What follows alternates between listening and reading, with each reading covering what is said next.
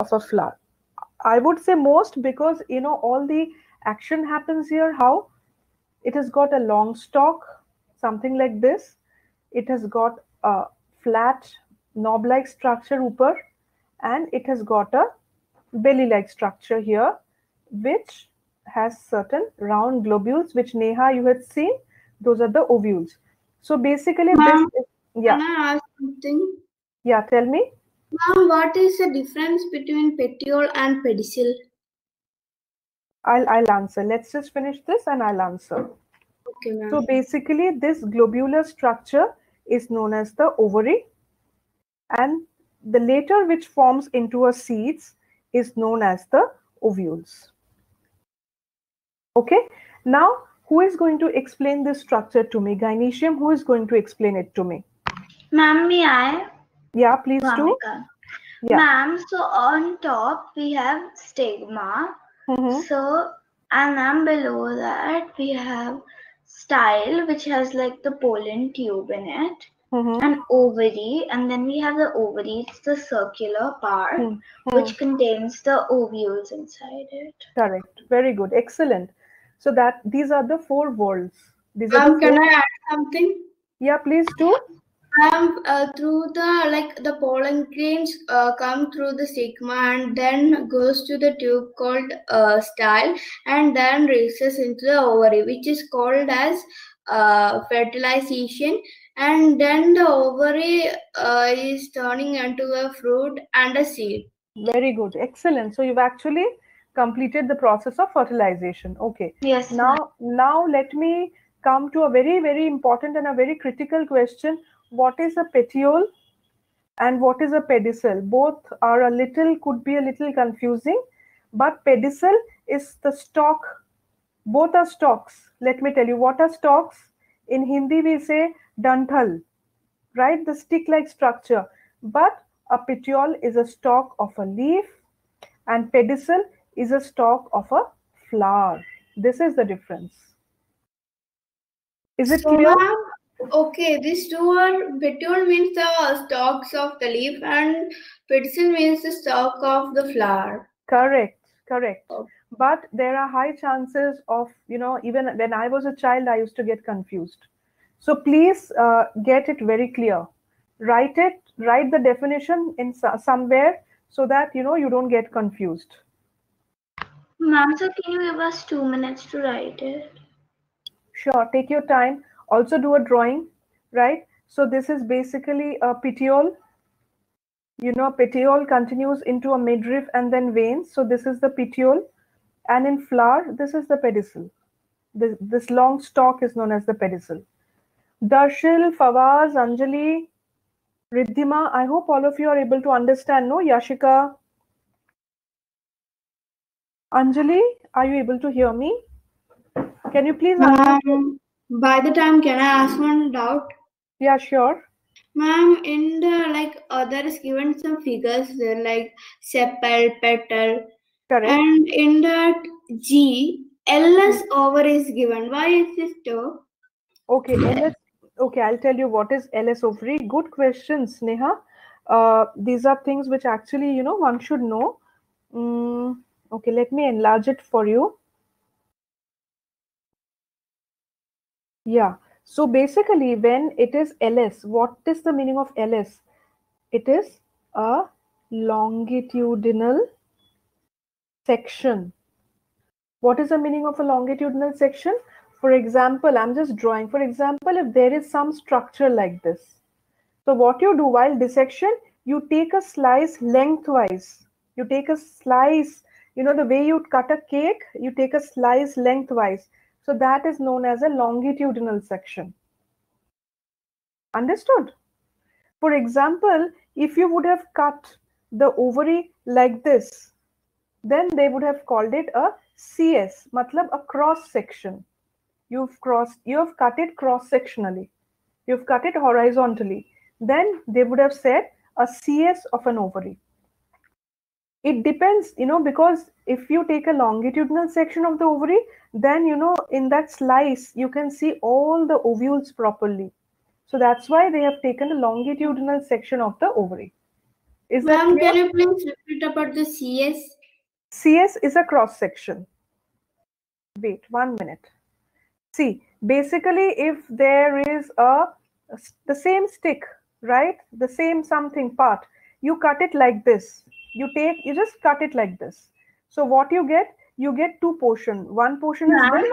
Like a little bit of your screen is cut. Sorry, a little bit. Of your screen is cut. We cannot see it. No, but Ma'am, I am able to see.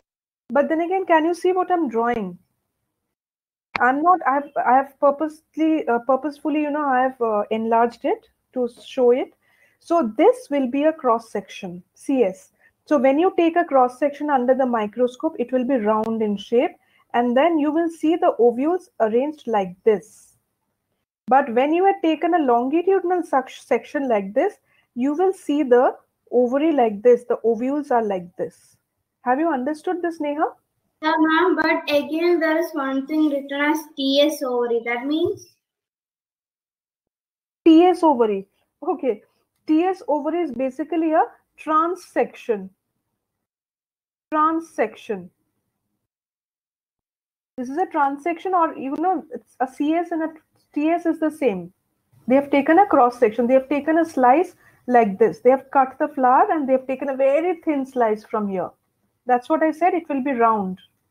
Okay, ma'am. So CS and TS is same. Yeah, it is the same. Transverse section and or cross section, whichever. Okay. Okay. All right. So Anjali, were you able to unmute yourself? Anjali? Okay, Yashika, can you please unmute yourself? Ma'am, can you please write the name about the full name of LS?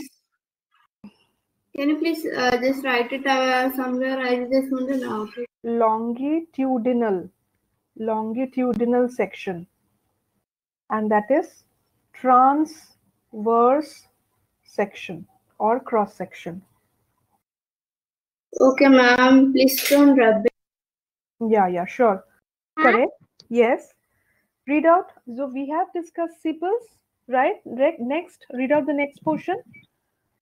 Next to the sepals are five brightly colored petals. Correct. They are the most conspicuous part Conspicuous. of the flower and make it attractive. Right. What do they mean by the word conspicuous? What is the meaning of conspicuous? Conspicuous means prominent, very visible, very loud. You know, they say no, that person's behavior is very conspicuous. Matlab, that person has a very loud behavior, very clear, very much visible. So the petals are very much visible. In every flower, we can see the petals. You can't see the other parts, but you can see the petals very loud and very clear, and loud as in, you know, very, very clear and visible. That's the meaning of conspicuous. So they mean to say the petals are mostly, you know, they have bright and colorful petals, and they're very conspicuous. They would come out of the flower and make themselves pretty and beautiful, as if, you know, they're going out for a party. They would be having or wearing their best dresses, right? So that is how prominent they are.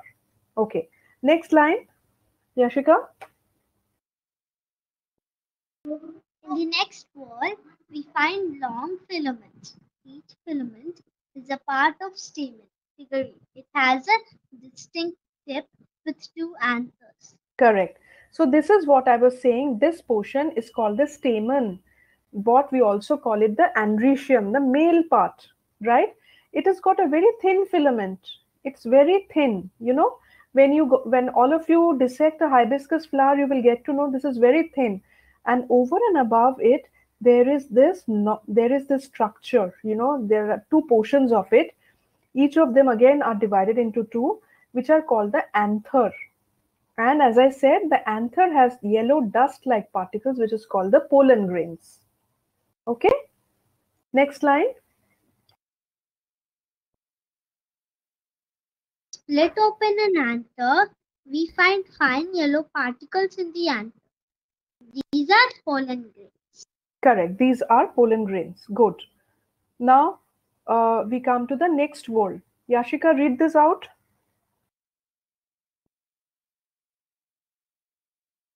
Mom, I can't see it yet. I can just see a white page.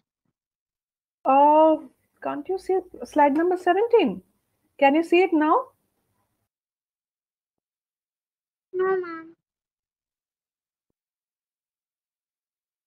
Still a white page. Can all of you see a white page, or is it that only Yashika is unable to see? No, I'm able to see. Okay. Yashika, can you see it now? No, ma'am. Still a white page. Okay, Neha, read it out. Thank you, Yashika. Neha, read it out. Okay, ma'am.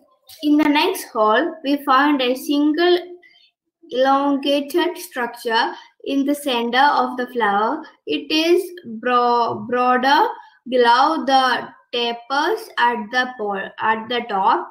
This is the pistil or carpel figure F.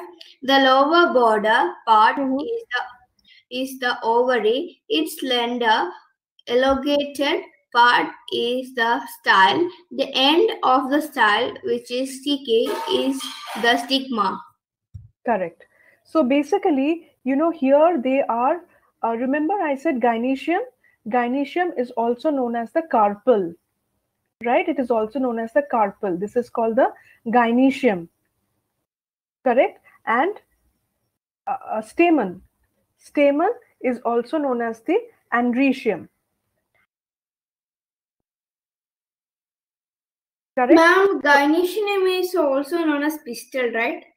It is also known as pistil. Correct. It is also known as carpel, or it is also known as pistil. Correct? Okay. Just give me 1 minute. I'll have to mute myself. 1 second, huh? Just give me 1 second. Okay. So basically what they want to say is that, here in carpel, in pistil, or in gynoecium, what happens is that there is a long tube-like structure, right? On that, there is a knob-like structure.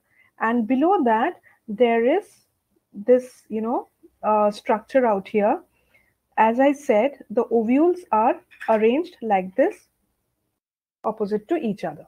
Correct? Now, just to discuss elaborately what happens in a stigma. This portion of a stigma is basically very sticky. Why does it need to be sticky? Yashika, why does it have to be sticky? Ma'am, can I have a try? Yeah, please do. Ma'am, because it should be pollinated somehow with the insects or by itself, and the anther should get into the stigma, so it should Very be good. sticky. Very good. Very good. Excellent. So basically the reason why it is sticky is basically when the pollen grains fall on it, the pollens must stay sticking here. Right? So you will always find a stigma, the top of the stigma is either, sorry, it got deleted. So the top of a stigma, is either sticky, or you will find, a little, how do I say, very fine hair-like structures. You will find very fine hair-like structures, so that the moment a pollen grain comes and sits here, it settles here. It doesn't fall off. It should get stuck to the stigma here, out here. That's the reason why the stigma is either sticky, or it has fine hairs. It has fine hairs to keep the pollen grain, to keep the pollen trapped.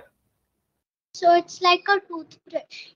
It is like a toothbrush. The only difference is that the bristles of a toothbrush are hard, long, visible. But here the fine hairs are very soft, very little, tiny, and at times microscopic. Right? So basically, it holds the pollen grains intact so that it does not fall. It has to hold the pollen grains for a few hours so that the pollen grains can slowly enter inside this tube, the fine tube. Correct? I will explain the entire process now, what happens. Right? Let me draw this elaborately now. Okay, so this is what happens. I'm so sorry, it's a little getting tilted. Okay. All right.